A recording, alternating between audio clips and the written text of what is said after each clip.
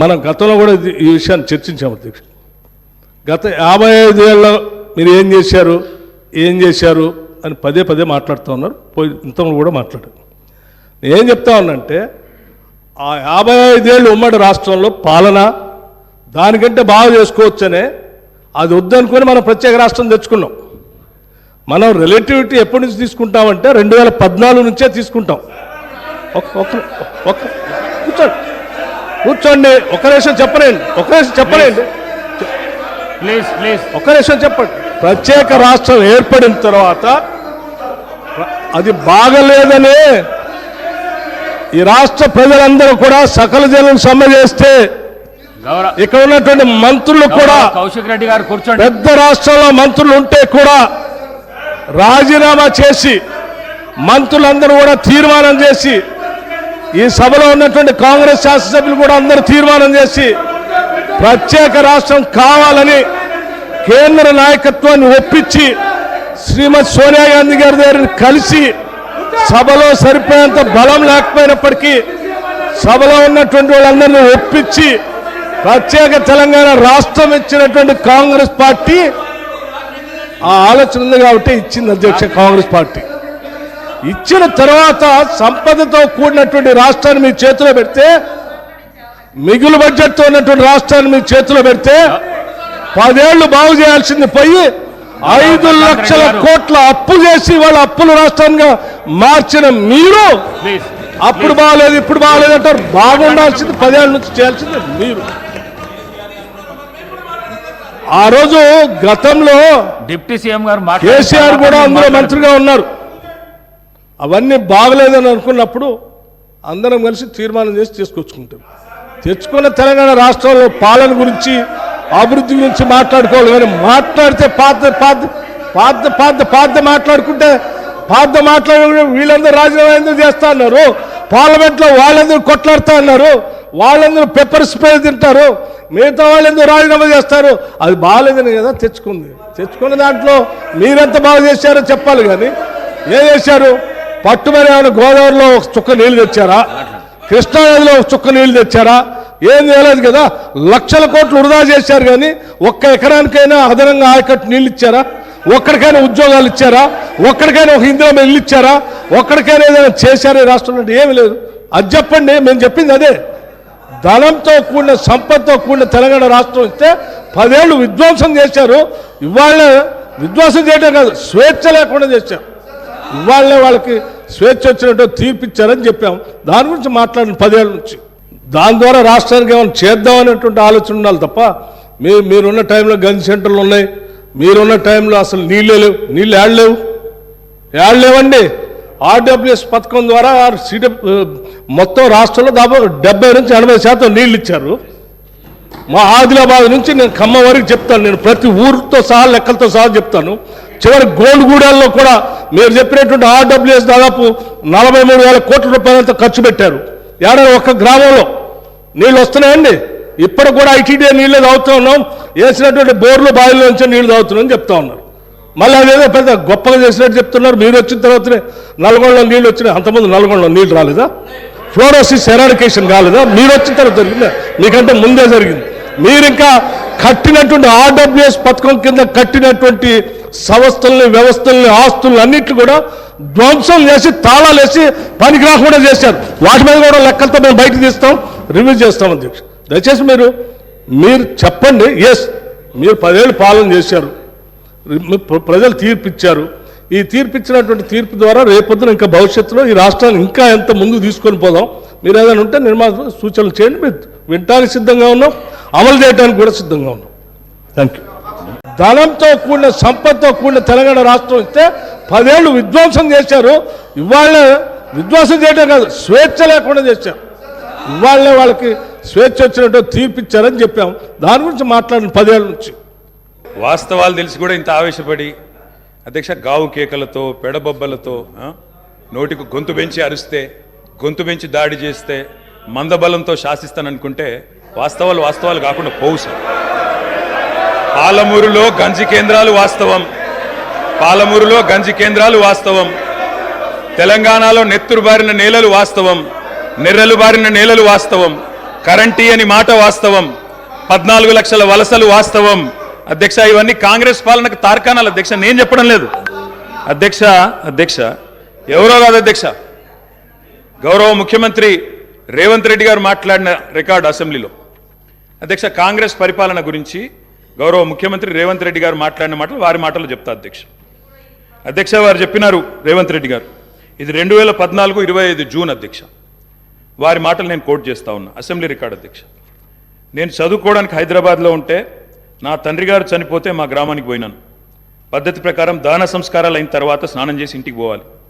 ఎండాకాలం వస్తే ఏ బావిలో కూడా రోజుల తరబడి ఈత కొట్టినామో ఆ బావి ఎండిపోయింది. బోర్ దగ్గర పోయి స్నానం చేద్దాం అనుకుంటే కరెంట్ లేదు. నాకున్న పరిచయాలతో కరెంటే ఇస్తే బోర్ల నుంచి నీళ్ళు వస్తలేవు. స్నానం చేయవలసిన సమయంలో నెత్తి మీద నీళ్లు చల్లుకొని ఇంటికి వచ్చినాం అధ్యక్ష. తెలంగాణ ప్రాంతం నిర్లక్ష్యం కావడానికి కారణం కాంగ్రెస్ పాలకులన్న విషయం ఇప్పుడు అర్థమైంది అధ్యక్ష. ఇది నేను కాదు అధ్యక్ష, రేవంత్ రెడ్డి గారు చెప్పిన మాట. మీ ముఖ్యమంత్రి గారే చెప్పినారు అధ్యక్ష, నేను చెప్పడం కాదు.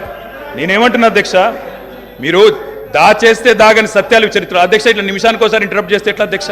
ఇంత ఆవేశం ఎందుకు? బట్టన్నా అధ్యక్ష, ముఖ్యమంత్రి గారు మాట్లాడతారు తర్వాత, మీకెందుకు బాధ? బట్టి గారు ఇంత బాధపడితే కష్టం. ఇందిరమ్మ పాలన గురించి రేవంత్ రెడ్డి గారు చెప్పిన మాట ఇది. ఇంకా చాలున్నాయి రేవంత్ రెడ్డి గారు చెప్పిన మాటలు, చెప్పమని చెప్తా అధ్యక్ష. This is not right sir అధ్యక్ష, you have to come to my rescue. This is not right అధ్యక్ష. ఇదేం అధ్యక్ష, సీఎం గారు సమాధానం చెప్తారు అధ్యక్ష. గౌరవ కేటీఆర్ గారు ఎన్నిసార్లు ఇస్తారు సార్? మరి మేము కూడా లెక్క చూడాలా? 39 మందికి అధ్యక్ష, మనం తెలంగాణ రాష్ట్ర శాసనసభలో మాట్లాడుతూ ఉన్నాం. ఆనాటి ఉమ్మడి ఆంధ్రప్రదేశ్ శాసనసభ వ్యవహారాలు కాదు, ఆనాటి ఉమ్మడి ఆంధ్రప్రదేశ్ శాసనసభ కాదు. ఇది ప్రత్యేక తెలంగాణ రాష్ట్ర శాసనసభ. ఈ శాసనసభ ఈ రాష్ట్రానికి సంబంధించి 2014 జూన్ 2 నుంచి మొదలైంది. ఈ 2014 నుంచి ఈ రాష్ట్రంలో తీసుకున్న చర్యలు, జరిగిన ఖర్చులు, చేసిన అభివృద్ధి, రాష్ట్ర ప్రజల ఆకాంక్షలు, వాటి గురించి మనం మాట్లాడుకోవాలి. గతం అంతా బాగాలేదనే కదా అందరు కలిసి కొట్లాడి ఏకగ్రంగా తీర్మానం చేసి తెలంగాణ రాష్ట్రం ఇంకా అది చూపించి నేను వాళ్ళతో పోటీ పడతా అంటే నువ్వు కూడా వాళ్ళతో పోటీ పడితే నువ్వు కూడా అట్టే పో. మరి ఏడెందుకు తెలంగాణ రాష్ట్రం గురించి మాట్లాడుతుంది సార్?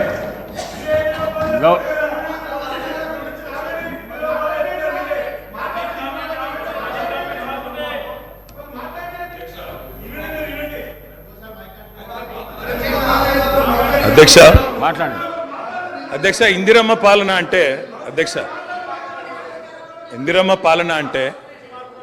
84 వరకు ఇందిరమ్మ పాలన ఉండే సార్. మరి ఇందిరమ్మ రాజ్యం తెచ్చినాం ఇందిరమ్మ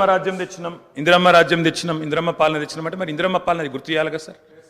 ఇందిరమ్మ పాలనలో గంజి కేంద్రాలు ఉండేది గుర్తు చేయాలి, ఇందిరమ్మ పాలనలో కరెంటు లేనిది గుర్తు చేయాలి, ఇందిరమ్మ పాలనలో నిర్బంధాలు గుర్తు చేయాలి, ఇందిరమ్మ పాలనలో నియంతృత్వం గుర్తు చేయాలి, ఇందిరమ్మ పాలనలో ఎమర్జెన్సీ రోజులు గుర్తు చేయాలి, ఇందిరమ్మ పాలనలో ఆర్టికల్ 365 ఎట్లా యూజ్ చేసి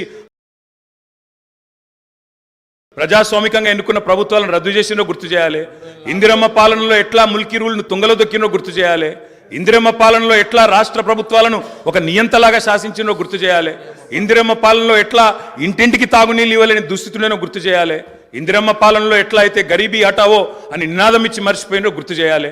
రాజశేఖర్ రెడ్డి గారిని గుర్తు చేసుకున్నప్పుడు, కిరణ్ కుమార్ రెడ్డి గారిని గుర్తు చేసుకున్నప్పుడు వారు తప్పకుండా మేము కూడా అన్ని చెప్పాలి కదా సార్. పోతిరెడ్డి పాడుకు పొక్కదవి నీళ్లు తీసుకుపోతుంటే హారతులు పట్టిన వాళ్ళ సంగతి చెప్పాలా, హంద్రీనివాకు హారతులు పట్టిన వాళ్ళ సంగతి చెప్పాలా, తెలంగాణకు అన్యాయం చేసిన ప్రతి ఒక్కరి సంగతి చెప్పాలా. కేవలం సెలెక్టివ్గా తలుచుకుంటాం, ఇందిరమ్మ పేరు అవసరం వచ్చినప్పుడు తలుచుకుంటాం, లేకపోతే తలుచుకోమంటే ఎట్లుంటుంది అధ్యక్ష? కాబట్టి తప్పకుండా చెప్పాలా. చరిత్ర అనేది దాస్తే దాగేది కాదు అధ్యక్ష. ప్రగతి భవన్కు పోయి అక్కడ కేసీఆర్ గారి పేరు మీద మట్టి పూయంగానే చరిత్ర మరుగున పడిపోదు అధ్యక్ష. తప్పకుండా వాస్తవాలుగానే ఉంటాయి. వాస్తవం ఏంది అంటే 50 ఏళ్ల గోస తర్వాత కలిసొచ్చే కాలానికి నడిసొచ్చే కొడుకు కేసీఆర్. తెలంగాణ తల్లిని దాస్య శృంఖలాలు తెంచిన కొడుకు కేసీఆర్ గారు అధ్యక్ష. ఇవాళ వారు మాట్లాడినారు, గవర్నర్ గారు, మార్పు మొదలైంది, నిర్బంధం పోయింది అన్నారు. అవును అధ్యక్ష, మార్పు మొదలైంది, నిర్బంధం పోయింది. ఎప్పుడు పోయింది అధ్యక్ష నిర్బంధం? జూన్ 2,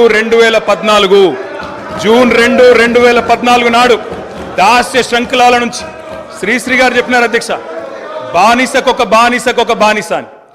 దరిద్రం ఏంటంటే అధ్యక్ష, దరిద్రం ఏంటంటే గతంలో మనల్ని పీడించిన వాళ్ళు పోయినారు, కానీ వాళ్ళ పేర్లు తలుచుకునే వాళ్ళు ఇంకా అక్కడే ఉన్నారు అధ్యక్ష. అది బానిసకొక బానిస అంటే కదా అధ్యక్ష. అధ్యక్ష ఇంకొక మాట చెప్పాలి అధ్యక్ష. అధ్యక్ష ఈరోజు గత 10 ఏళ్ళని మాట్లాడుతున్నాను. చెప్తాం అధ్యక్ష. విద్యుత్ సంస్థల గురించి చెప్తాను, ఇంకా చాలా విషయాలు చెప్తాను. మధ్యలో వారే ఇప్పుడు ఒక 15 నిమిషాలు డిస్టర్బ్ చేశారు. మీరు లెక్క రాసుకోవాలి. మీరు కూడా మేము 39 మంది ఉన్నాం, వాళ్ళు 64 మంది ఉన్నారు. మిడిసిపడుతున్నారు అధ్యక్ష. ఎంత అధ్యక్ష తేడా? 1.85% ఓటు మాత్రమే. 1.85%.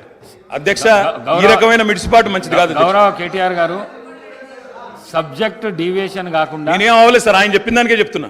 మిమ్మల్ని అక్కడ కూర్చోబెట్టారు అంటే చెప్తున్నా అధ్యక్ష. ఎక్కువ తేడా ఏం లేదు సార్, మిడిసిపాటు వద్దని చెప్తున్నా సార్. అధ్యక్ష, నీళ్లు, నిధులు, నియామకాలు ఇది మా ఉద్యమ నినాదం. దాన్నే అధ్యక్ష వారు సమాధానం ఎట్లా చెప్తారు చెప్పండి సార్. సమాధానం ఎట్లా చెప్తారు? Leader of the house. Speaker sir, కొంతమంది ఎన్ఆర్ఐస్కి ప్రజాస్వామిక స్ఫూర్తి అర్థము అవగాహన కాదు. మనం ప్రయత్నం చేసినా కూడా వారు తెలుసుకునే ప్రయత్నం చేయరు. ప్రజాస్వామ్యంలో 49కి 0 వాల్యూ ఉంటుంది, 51కి 100% వాల్యూ ఉంటుంది. ఎందుకంటే 51% ఓట్లు, 51% నెంబర్ ఉన్న వాళ్ళు ప్రభుత్వాన్ని ఏర్పాటు చేస్తారు.